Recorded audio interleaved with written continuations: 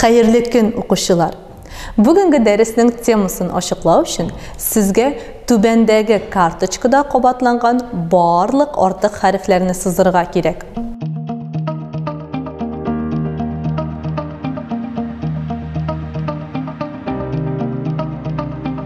Dürüst javob ul ko'l. Ilibizning suv kengliklari bo'ylab sayohatimizni davom etamiz. Shiratda ko'llar.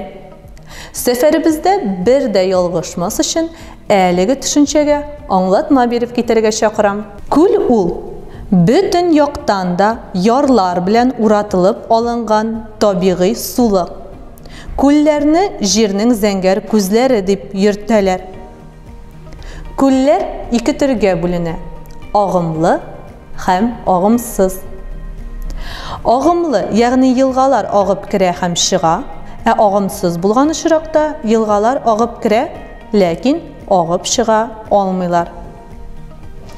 Rossiyada borisi 2 milliondan ortiq ko'l hisoblanadi.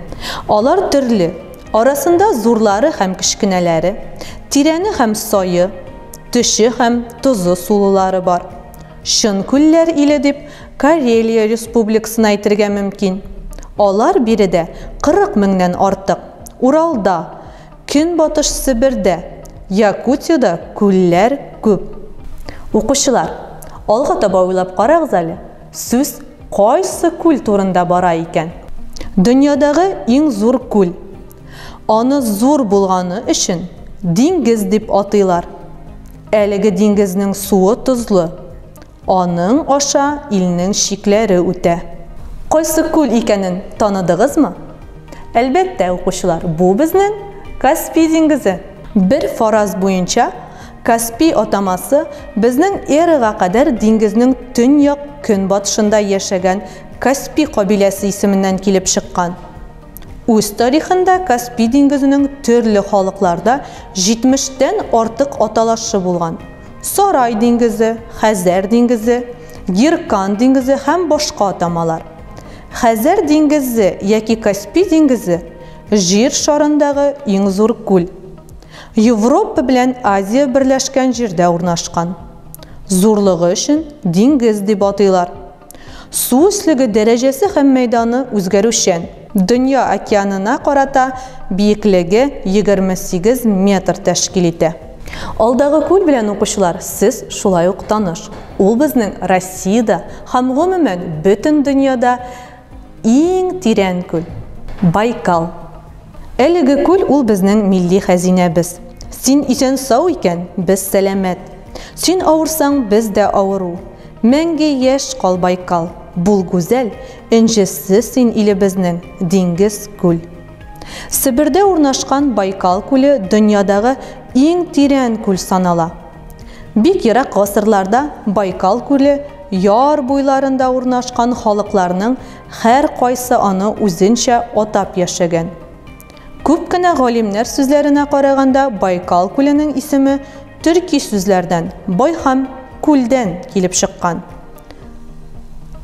Yarım oy formasındagi ko'lning uzunligi 636 kilometr. Eng keng yerindagi kengligi 81 kilometr. Baykal ko'lini borlig'i 336 yilga qo'ya. Onu uratib olgan tog'lar qoti tiqimli toshdan tura. Ham yilg'alar o'zlari bilan boshqa moddalarni olib kirmaydi deyarlik. Shunga da suvi toza ham o'tali ko'rinib tura.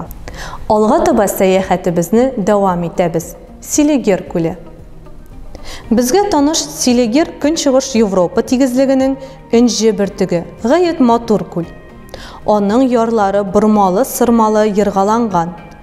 Ko'lning o'zida ko'p sonda o'tirovlar ham kishirak o'tirovchiqlar sebilgan. Oltoy tog'larida eng motor tog' ko'llaridan birisi Oltin ko'l o'rnashgan.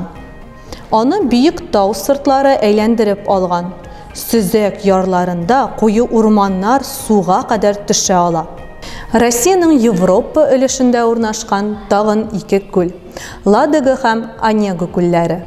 Ladoga ko'li Yevropada eng zo'r ko'l. Onega ko'li zo'rligi bo'yicha ikkinchi o'rinda. Bu ko'llarni xalq yaratib Onega otaqay ham Ladoga onaqay deb yurdi. Алар әйтерсең бер-берсеннән башка яши алмый.